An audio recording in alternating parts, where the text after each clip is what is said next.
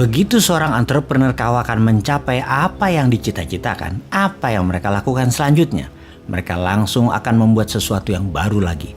Begitu target tercapai, target yang lebih tinggi dipasang. Seakan tidak pernah berimbang, selalu menciptakan ketidakseimbangan. Karena di sanalah kehidupannya berputar dinamis. Jika Anda berdampingan dengan seorang entrepreneur kawakan, ide-idenya mengalir terus karena itulah darahnya. Ide yang disegerakan mewujud. Kenikmatan mereka itu berkarya, menghasilkan uang, hanyalah bonus. Sahabat, kita semua tahu bahwa keseimbangan adalah kesempurnaan. Sebuah kesempurnaan merupakan perbaikan terus-menerus yang dilakukan secara terus-menerus oleh bangsa Jepang. Istilah ini disebut Kaizen. Mereka yang memiliki semangat Kaizen inilah dianggap manusia yang makrifat sebagai pilihan jalan hidupnya. Apapun dan siapapun Anda, misalnya sahabat Anda adalah seniman, pebisnis, negarawan, politikus, dan lain sebagainya. Mereka harus selalu atau Anda harus selalu melakukan Kaizen demi kesempurnaan, demi kemakrifatan diri. Seorang manusia terbaik, contoh seorang golfer namanya Tiger Woods memiliki semangat ini.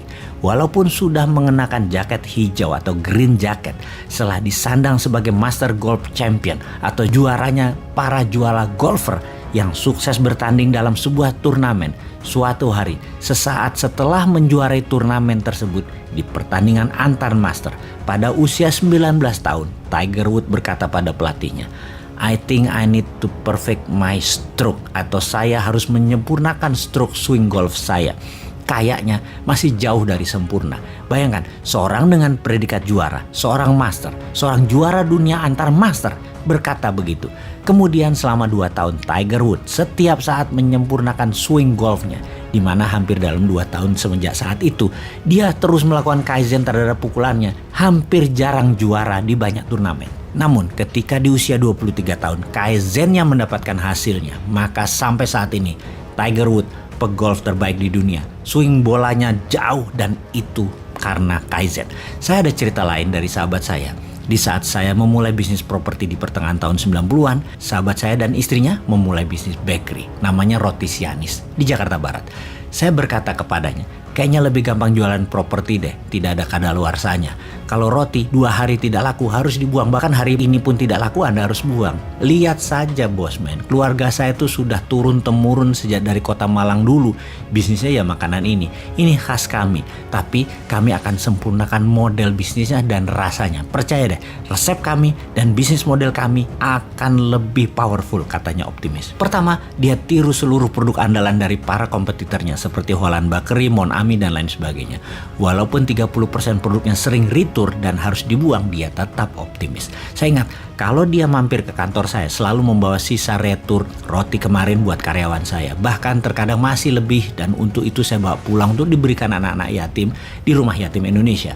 Beliau sering ke tempat saya karena salah satu hobinya adalah berbisnis alat berat seperti bulldozer, backhoe, ekskavator yang saya sering sewa untuk properti saya. Dia bercerita, 1 tahun pertama bisnis rotinya berjalan tersendat-sendat. Dia harus mensubsidi dari keuntungan bisnis sewaan alat beratnya. Namun sejak di tahun kedua pertumbuhan mulai membaik sehingga perhitungan dagang mulai impas, dan semenjak di tahun ketiga bisnis mulai mengembangkan banyak kegiatan dari distribusi alat baru, ruang dapur lebih besar hingga divisi penjualan yang menggunakan sepeda motor dan berjualan dari rumah ke rumah langsung menjemput bola ke konsumen. Saya tanya apa resepnya tumbuh segini cepat. Kemudian dia menjawab, ingat kan di awal-awal saya jualan masih banyak returnya.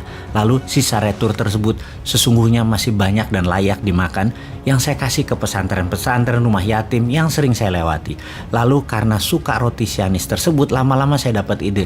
Saya ajak anak-anak yatim pengangguran dekat rumah yang di atas 17 tahun, saya buatkan SIM. Syaratnya gampang, dia bisa naik motor untuk menjadi penjual. Motor saya belikan DP-nya saja, dimana kalau motor lunas, motor tersebut saya berikan kepada mereka.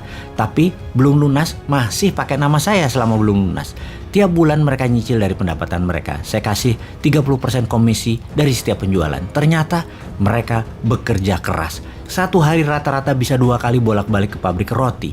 angka 300 ribuan jualan per hari, standar itu mah, katanya bangga. Kenapa anak yatim dan mantan preman? Saya tanya lagi. Dia jawab sambil tersenyum. Manusia kalau lapar, dikasih peluang, dikasih sarana hidup, dikasih kesempatan, ternyata mereka menjadi manusia yang amanah, jujur, dan pekerja keras. Saat ini, di bisnis rotinya, dia memiliki lebih dari 500 penjajah pengguna motor dan hampir tidak ada retur barang jualan tadi alias habis laku terjual. Semuanya dari anak yatim dan preman-preman sekitar tempat tinggalnya di Jakarta Barat. Setelah 20 tahunan lebih, dia menyempurnakan banyak hal dalam usahanya, mulai dari strategi penjualan, memodernisasi pabrik roti, kemasan, inovasi produk yang paling nikmat hingga ke outlet-outlet. Favorit saya, roti tuna pedas. Omsetnya semakin menggila dan tumbuh bisnisnya luar biasa. Sementara di sisi lain bisnis properti saya mengalami keadaan turun naik sangat berat seperti dalam keadaan 6 tahun ini. Jadi saya ingat katanya, cari bisnis yang masuknya susah atau difficult to entry. Karena pasti untuk sukses kita harus benar-benar master dan selalu melakukan penyempurnaan.